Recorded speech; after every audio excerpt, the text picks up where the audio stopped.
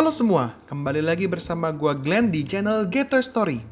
Hari ini gue mau nge-review action figure keluaran dari Mega House, yaitu Variable Action Heroes Roronoa Zoro. Jadi sebelumnya gue juga udah pernah nge-review Variable Action Heroes juga, yaitu Crocodile punya nih. Buat kalian yang belum menonton bisa cek videonya ya di sisi kanan atas.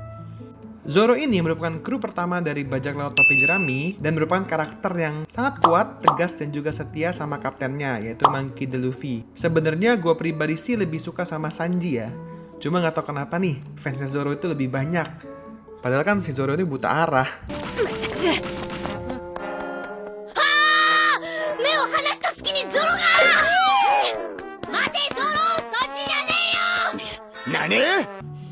Oke, tanpa basa-basi lagi, langsung aja kita review boxnya. Oke teman-teman, ini dia boxnya. Boxnya sih secara keseluruhan simple ya. Dia cuman kotak kayak gini doang, nggak terlalu gede. Terus di depannya sih keren ya, ada gambar si Zoro-nya, tulisan One Piece. Kemudian ada namanya nih, Roronoa Zoro. Di sini kita bisa lihat mereknya ya, yaitu adalah Mega House. Nih ada stikernya juga. Kemudian di sisi sebelah kanannya ini kita bisa lihat, ini posenya si Zoro nih. Kemudian dari tampak belakang kita bisa dikasih lihat juga nih aksesoris apa yang kita dapat. Oke, ini dia lagi pose, keren banget. Oke.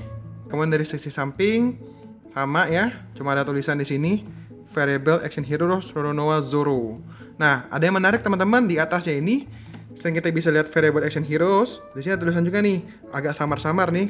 Kalau teman-teman bisa lihat, di sini ada wanted. Di sini ada jumlah dari nilai buronannya si Roronoa Zoro, yaitu 120 juta. Oke, gitu dulu aja dari boxnya. Dalam action figure ini, kita dapat beberapa aksesoris ya teman-teman, yang bakal ngedukung kita waktu kita nih ngepost si Zoro-nya. Di sini kita ada gagang pedang, sarung pedang, muka Zoro dengan ikat kepala, Zoro tanpa ikat kepala, lengan tanpa ikat kepala, dan tangan. Oke, langsung aja kita lihat action figurnya. Jadi sebelum gua ngebahas lebih detail lagi tentang si Zoro-nya, gue mau ngebahas 3 aksesoris yang menarik perhatian gue dan harus gue bahas, yaitu adalah ketiga pedangnya si Zoro. Jadi si Zoro ini terkenal dengan teknik pedang yang namanya Santoryu atau jurus 3 pedang. Santoryu 1080 pound ho!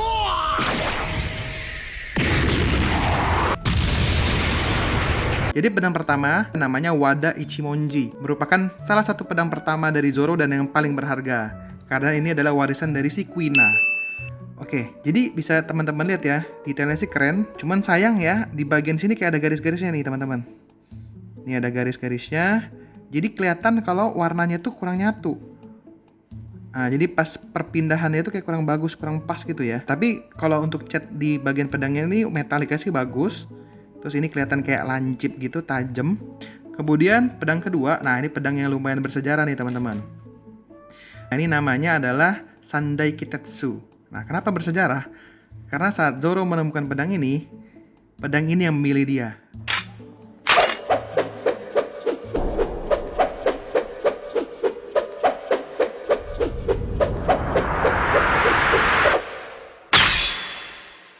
Nah, teman-teman ingat ya. Jadi Zoro hampir kepotong sama pedang ini kalau pedang ini nggak milih dia. Nah, jadi kita bisa lihat detailnya. Bagian sini sambungannya nggak terlalu kelihatan. Lebih kelihatan tadi si Wada Ichimonji. Jadi menurut gue sih Sandai Kitetsu-nya lebih baik ya. Tuh, kita bisa lihat. Nah, kemudian yang bagian yang keren juga ini nih. Warna dari aura-aura pedangnya nih, teman-teman. Detail banget ya, dibikinnya bagus. Gue sih suka sih kalau untuk Sandai Kitetsu-nya. Oke, kemudian sekarang ini pedang ketiganya adalah pedang yang paling terakhir yang didapat Zoro selama di anime ya. Karena kalau di manganya sekarang dia udah dapat Enma. Nah, jadi nama pedang ini adalah Susui. Oke, jadi Susui ini adalah pedang yang didapat si Zoro saat dia itu ada di Thriller Bark. Jadi dia dapat dari salah satu samurai legendaris yang bernama Ryuma. Nah, sekarang kita lihat detailnya teman-teman. Ini lebih baik lagi karena sambungannya, karena dia mungkin warnanya gelap ya, jadi nggak terlalu kelihatan. Nih di bagian sisi sininya. Jadi kelihatan ini lebih kayak satu kesatuan gitu. Terus di bagian sini, nah keren banget sih ya, warna emasnya gitu. Nah, terus juga bagian dari ujung pedangnya nih, wah, ungu-ungunya gitu, metalik gitu ya teman-teman ya. Keren banget sih ini. Mirip sama yang aslinya. Oke, keren, mantap. Oke, jadi ini dia nih Roronoa Zoro-nya. Jadi sekarang dia menggunakan baju pada saat setelah time skip ya teman-teman. Pertama-tama gue mau ngeliat dulu dari heads club-nya, mirip atau enggak. Nah, kita bisa lihat di sini heads club si Roronoa Zoro. Kalau menurut gue pribadi sih ini agak kurang mirip ya sama yang asli, nggak tahu kenapa. Coba teman-teman bisa komen di bawah, menurut kalian ini mirip atau enggak ya? Nah, cuman di sini dibikin cukup detail ya, karena kita bisa lihat di sini ada lukanya. Di sini lukanya ini bisa kita ada kayak ada tekstur ya teman-teman. Jadi ini agak masuk ke dalam, bukan cuma garis doang. Kemudian di sini kita bisa lihat ada antingnya 3. Antingnya sih kurang bagus ya, karena mungkin ini terlalu kecil, jadi dia tidak terlalu bisa bikin detail banget. Nah, ini rambutnya hijau banget. Warna hijau juga pas, hijaunya si Zoro banget ya teman-teman. Kemudian secara warna kulit sih bagus, skin tone-nya itu nggak monoton, jadi ada perubahan warnanya. Dari sini, dari sisi agak terang, terus ke gelap. Kita juga bisa lihat nih dari sisi belakangnya, oke banget ya. Jadi kelihatan nih otot-ototnya terdefinisi dengan baik. Nah, tapi kekurangannya juga di bagian lukanya nih teman-teman. Kenapa? Karena lukanya ini dia jadinya nggak nyatu garisnya. Nih bisa lihat kan ya? Tuh, jadi kayak ada kepisah gini. Memang sini dibikin buat dia bisa bergerak. Cuman jadi kayak agak aneh gitu loh. Nah, kemudian kita bisa lihat dari sisi tangan sebelah kirinya ini dia pakai ada ikat kepalanya diikat di tangan. Nah, terus kemudian dari sisi bajunya sih keren ya, warna hijau dove-nya ini bagus banget menurut gua. Ada gradasi di sini bagian dari gelap ke terang. Nah, kemudian di sini menggunakan kayak selempang gitu ya, warna merah marun.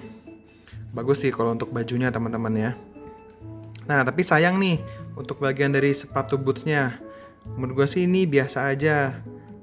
Kurang ada gradasi sih. Oke, kemudian kita juga dapat sarung dari pedangnya 3. Nah, untuk sarung pedangnya ini sih bagus. Dibikin detail, terus ada teksturnya teman-teman. Di sini kan ada detail dari sarungnya nih. Ini bener-bener ada kayak kasar-kasarnya gitu loh teman-teman. Keren banget. Tuh, apalagi di ujung-ujungnya sini ada ornamen-ornamen dari si sarung pedangnya. Gitu aja sih dari action figurnya. Sekarang kita nilai dia dari artikulasinya.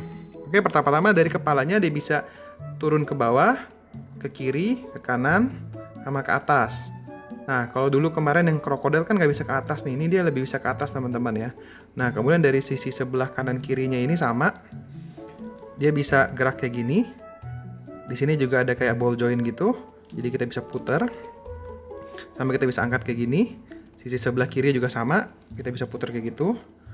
Nah, terus di sebelah sini dia ada siku, sendi engsel kayak gitu, jadi kita bisa lipat kayak gini. Nah, keren kan teman-teman ya, dibikinnya kayak gini, jadi benar-benar kayak dia bisa ngelipat gitu sikunya. Nah, kemudian di sini dia di bagian pergelangan tangannya juga ada ball joint, jadi kita bisa puter dia, terus sama bisa digerakin kayak gini. Ada kayak engsel sikunya.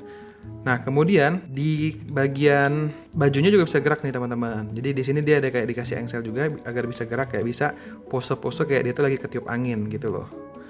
Oke, ini bisa gerak semua nih. Tuh. Bisa gerak, sini juga bisa gerak.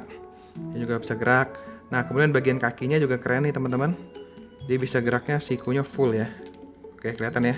Kita lihat nih, sikunya bisa gerak full kayak gini. Nah, sama di ujungnya dia juga bisa ditekuk. Cuman ini agak keras nih. Tekuknya nggak bisa benar-benar tekuk, agak tekuk sedikit doang. Nah, sama ini juga dia ada kayak ball joint gitu, jadi kita bisa putar kayak gini teman-teman. Nah, cuman action figure ini agak susah untuk berdiri ya. Kalau kita pose tuh harus agak benar-benar diberdiriin gitu. Tuh, kalau nggak agak susah dia berdiri. Lebih gampangan berdiriin yang punyanya krokodil. Tapi untuk artikulasi ini keren banget, kita bisa pose. Kalau kalian yang jago pose sih bakal keren banget ya. Jadi variable action heroes ini waktu itu gue beli di Multitrash yang ada di Mall Ion BSD. Waktu itu gue dapat di harga 1,2 juta. Menurut gue pribadi ya, kalau kalian nggak terlalu fans sama Zoro, agak sayang sih keluarin harga segitu untuk figur ini. Tapi kalau kalian fans sama Zoro dan demen sama mainan artikulasi, apalagi khususnya One Piece ya, ini variable action heroes sih udah paling jagonya lah. Oke, sekian dulu review dari gua. Kalau kalian suka dengan video ini, jangan lupa like, share, dan komen ya. Dan dukung terus channel ini agar makin berkembang. Terima kasih, salam G Toy Story.